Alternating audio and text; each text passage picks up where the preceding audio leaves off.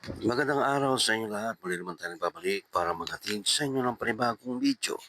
Para sa oras na ito, kung bago lang kayo sa aking channel, huwag niyo kalimutan mag-like at subscribe para lagi kayo updated sa mga bago nating video na ina-upload araw-araw dito lamang yan sa ating YouTube channel. Maraming salamat sa inyong panonood. Enjoy watching. Ipasatan lang na ako kahit tagan mo poster ba yung nun. Then, nang bastos mo na siya sa ako agay, sa live.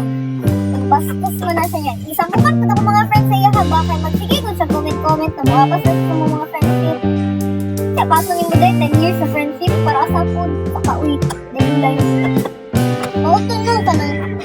Ibastos mo ko niya, so wala ko ganahin, naglagot ako niya, ako, naglagot ako ganan ng post-post ka draka, wak kabalong siya ginagamit ninyo sa kanak na account pasingga. Panguan ka drag kwarta. Then, mao na tinuod dun, gigamit ko niya akong nag-online limos siya, mauto, nagibuto ko dahi. Naglagot ko, mauto si Yumi yan, i-chat. Mauto sa i-chat ni Yumi nga, i-amin pag siya to, i-screenshot ko ni Yumi ang conversation niya.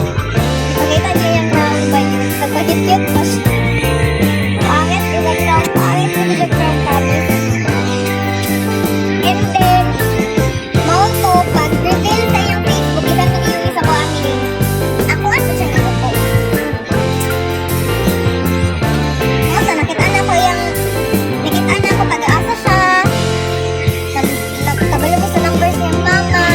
Niyamin siya, na-shade zone babae, mga 16 years old. Yeah. Oto, lalo na may kabalaan niya.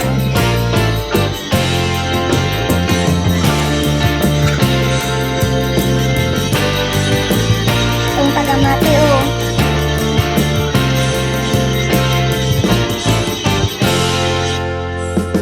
Dapat na masanay ni Adlaw na may poster ka nga di pasabot nga dili siya nagtingog Luis.